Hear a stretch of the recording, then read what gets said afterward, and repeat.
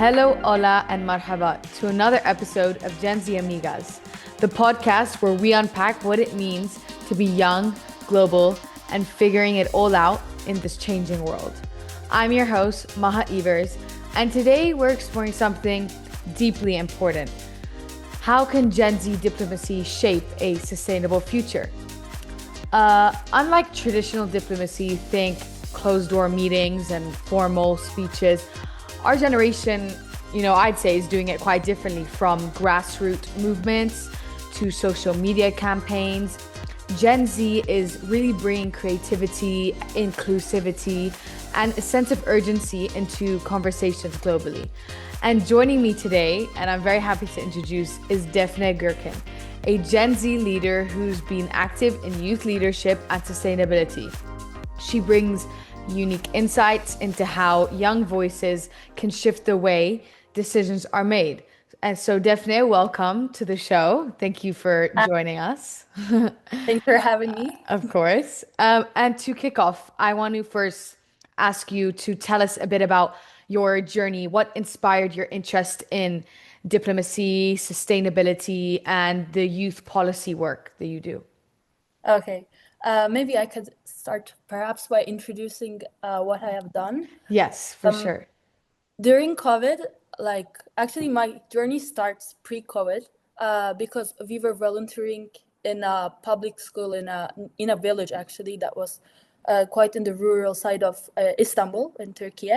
And there we kind of observed with my co-partner that the climate education and sustainability topics weren't covered by the education system, unfortunately. So that kind of made us think, what could we do? There's this issue that people are not as aware, even the basic things, not even climate change and the big issues, but as simple and small as just protecting the earth and just not throwing trash in the nature after having a picnic, for example. Mm-hmm. So what we have done is during COVID, actually, we worked to create an activity book, and especially an activity book that will cover these topics like environmental issues in a fun way, so in a very child-friendly way that would not scare the children, but also invite them to take action. So that's why it's an activity book rather than a book. Mm-hmm. And our inspiration was in the village, and still with those kids, we took feedbacks during all of our prototypes, so they were very valuable in terms of the creation of the book. Cool. And that's so interesting to hear your inspiration and how you got that started. It's I think more of our generation should really be doing that in a way. And in Turkey seems amazing.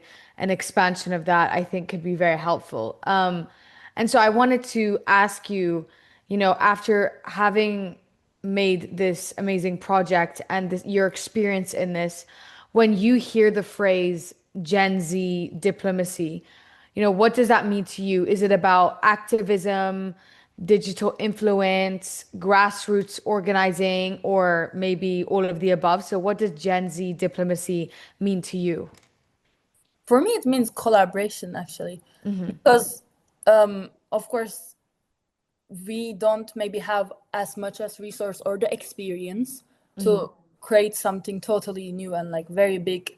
But with the help of the support of big organizations, because in my journey, I personally work with different NGOs, they kind of we collaborated and this was possible. So for me, it means collaboration. And without collaboration, I don't think it would have been this influential. 100%, I agree with you.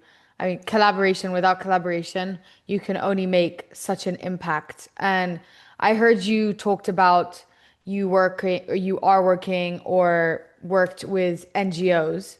And I wanted to ask you because I'm sure a lot of people are not knowledgeable about this. And actually, I'm very interested to know, in your opinion, which areas offer the most leverage for young people like us, for people like you that are trying to make an impact, to have a say? Is it government? Is it the NGOs? Is it education?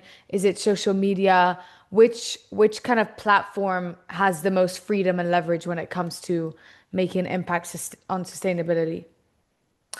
Like in terms of more impact, I would definitely say since it's the digital age, definitely social media has a huge reach that you can reach like beyond borders. So uh, it's good to reach a global audience. But for me, it was more NGO in that. Okay. And what was your experience with the NGOs?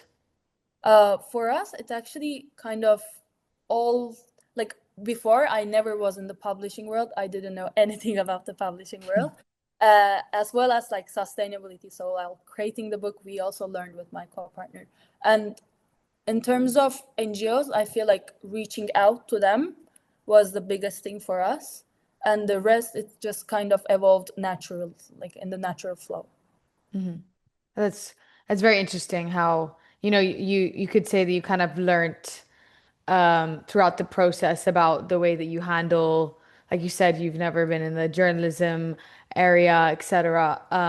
And so in terms of that learning kind of journey, are there any particular skills or strategies that you think make Gen Z especially effective at getting their voices heard? I know that you mentioned social media, etc., but in your experience for what you've done, is that what particular skills or strategies do you think could help with the diplomacy side of it? Definitely like outreach and like being proactive because in the beginning, like you need to kind of make yourself heard because nobody's gonna come and ask like, oh well, like what do you like think we should do, like yeah, if it happens. And like in our case we also had that encounter, but it is very rare. So like reaching out to people who are maybe more influential and who are more experienced, and just they're usually also very open to help and mentor the young generation, the Gen Z. So definitely reaching out would be the first one. And also like creativity, because I feel like our generation is more creative, and we can find different ways to kind of create impact or take attention and bring the spotlight to ourselves so that we could be heard. Agreed. And of course, Gen Z like faces barriers, a lack of access, representation, Definitely. or resources. And so I wanted to ask you, and I think that you would have a great point of view on this. What do you think are the biggest obstacles when, trying to get our voices heard, and whether it's on certain topics like sustainability, what is that thing that maybe is stopping the reach, stopping people listening? And how do you think that young people like us can push past those obstacles that you may mention?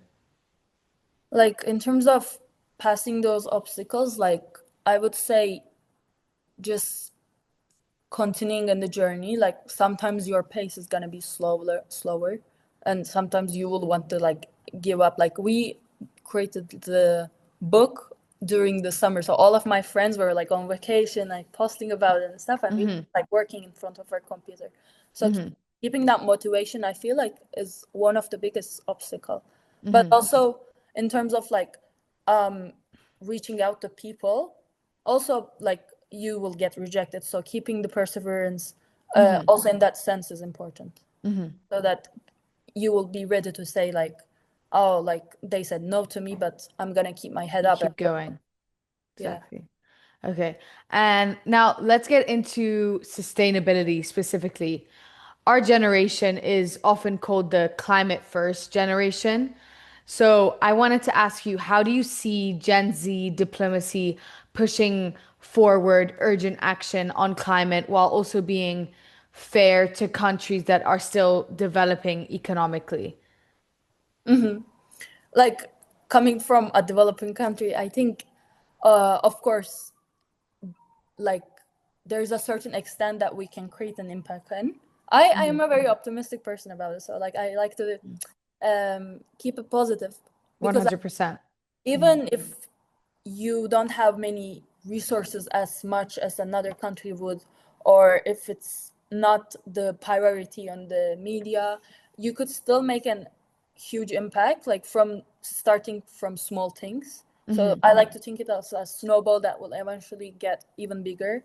uh, so like raising awareness is as like as small as it can be. Like we don't need to change the big policies, but like of course, for example, I can give an example. It's maybe will be more tangible for the viewers. Like in Turkey, being a vegan is hard. You don't have many options, and even if you do want the options, like it's expensive. So, for example, maybe that is not as realistic as another country you would be able to do it. But you can start from small things like recycling, just not putting out the trash to the nature, and Hmm. this this will kind of make a small impact. Hmm. I also think that like when you do what you can do best, Hmm. um, and you do it in your scale, like the best that you can do, Hmm. um, it makes an impact in the end. Hmm. I've just I've just actually looked at the front cover of your book, Uh, and it looks very very interesting. You pronounce it Yeşil Dünyamis. Close enough. It's like Yeşil Dünyamız, Dünyamız. Okay. which means Uh, our what does green it mean? Yeah, I wanted to ask you about uh, it all, like the storytelling, communication. How does it play in with climate? Everything about the symbolism of it. it means our green earth. So Okay. our earth, like Our green earth. Okay. we wanted to use like Ms. Ek, which in Turkish is like R, Mm-hmm. because in the end it's like the community. It's all of ours, and it makes Mm-hmm. sense. It gives a sense of belonging, uh, 100%. and one of the things that we valued was um, like community and that sense of um, belonging and solitude. Mm-hmm. And could you tell me a bit about what is in the book or any kind of specific details that might be interesting to tell the listeners? Yes. Mm-hmm. So we created the book for like a very wide age range. Mm-hmm. Like it's between 6 and 12 years old children, and it's varies in terms of different topics. Like we have activities like puzzles, sudokus, bingo, and more interactive ones like sport or like recipes that are more eco-friendly. So there's variety of things, but they usually um, are in the topics about climate change and its effects. Mm-hmm. And And continue, and continue. one page is usually the information, so like you kind of learn about the topic, and in the second page you kind of put that into practice. And was there a certain reason why your target like audience or demographic was the kind of 6 to 12 years old? And does that have any correlation with future diplomacy for future generations and educating the young? Like, what was the reasoning behind that in terms of diplomacy, Actually, if you there was? phrased it kind of very well. uh, Okay. because habits are like formed from a young age, we wanted to influence and make and help the kids to like immerse and kind of embed the values, like the Mm-hmm. simple values like loving the nature and taking care of it from a young age, so that when they get to be like in 20 years, maybe they will be in important positions in terms of policy and Mm-hmm. development, so that they will already carry those values hopefully with them. Mm-hmm. And you mentioned policy, and I wanted to bring up the a question about, policy making, Mm-hmm. whether from governments or countries that can be, painfully slow, while climate change is obviously very urgent. So how do you personally balance the urgency of action with the pace of the diplomacy? Mm-hmm. Of course, they're not aligning in terms of pace that much, Yeah. uh, but I do think it goes hand to hand. Like um, you need to have the diplomacy in order to kind of progress on it. Hmm. But meanwhile, while the policy is changing, you can kind of shift that mindset. So, Hmm. like in the book, we focused in that mindset more than the policy itself, because um, we knew that policy wouldn't Yeah. go as fast as an information would spread. Hmm. And looking ahead, what's your long-term vision for Gen Z's role in diplomacy? What changes do you think institutions need to make so that our generation isn't just in the room, but actually shaping an agenda? What's Um, your long-term vision? like my vision or just in general, Well, I mean, what's your vision for ge our generation for diplomacy? I think our generation will make very important changes in terms of also like policy, and I think we come with a more proactive mindset so that we will think maybe more practically, so that hopefully that diplomacy will pace pacing up, as well as just like in the future. I think it would be, for example, even in education, like it would be mandatory, like education about the environment issues. It would the norm. I think there would be changes in different aspects. Yeah, I mean, when I asked you about institutions, I also thought of education. I think that's the most or the most important aspect of digging into like our brains Mm-hmm. and younger people's brains that like climate change and sustainability is key into keeping a, more sustainable world. And like your book has also shown that you are targeting that younger age group, so and that's where they start to learn, etc. So Mm-hmm. I think those also go hand in hand.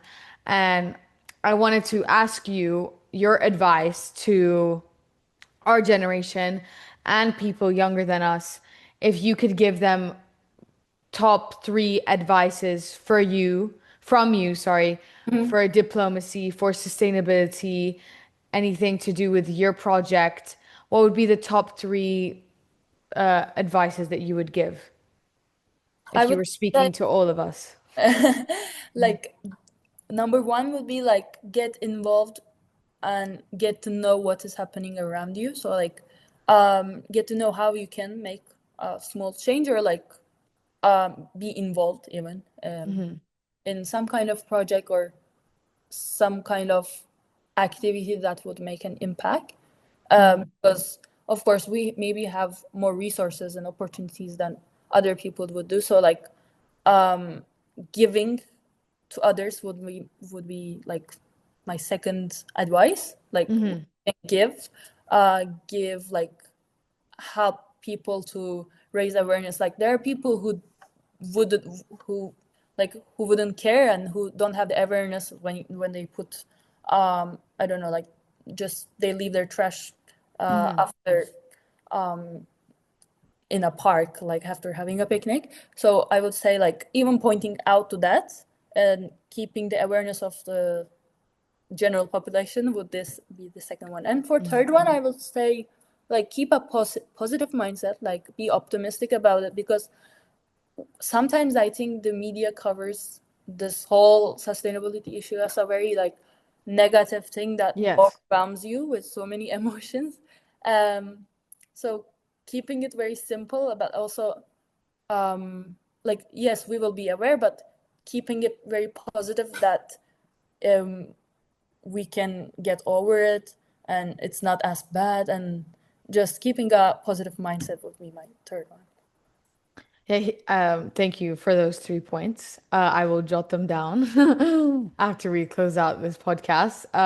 Hearing you definitely makes me realize that I think, well, like you've reiterated, we need to keep that positivity. And I think that goes hand in hand with the diplomacy, and that it it can be as simple as organizing in your local community in Turkey, leveraging social media. Like you said, that's a very, very important and easy source to learn, to advocate for Gen Z diplomacy, or creating youth-led projects that, demand attention.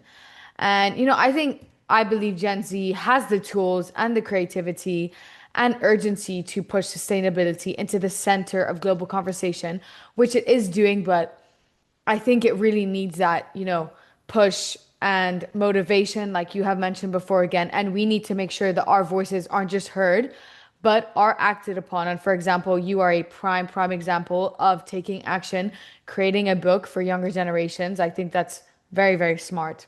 And so I wanted to ask you one last closing question to pick your brain a bit and be realistic and ask you, do you think that Gen Z can reshape global diplomacy in the next 10 years? And if yes, why? And if you do not think that, why not?